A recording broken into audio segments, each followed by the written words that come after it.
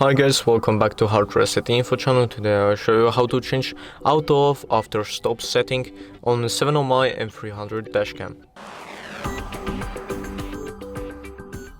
So as you see, I already have the dash cam, and there's two things that you need to have. The first one is the phone with 7-my application installed in, and the second one is a mini USB cable that you need to plug into your webcam. And then I will go to the application. There will be a guide to how to set up to your dash cam already connected, and go into the top right of your screen on the three dots. Then slowly you can scroll down a bit till you see the auto off after stop. And all you need to do, just click 20 minutes, or you can change it to 10 minutes just by pressing it in. Thank you guys for watching this video. I hope you guys enjoyed this video. Leave a like and subscribe, and see you guys next time.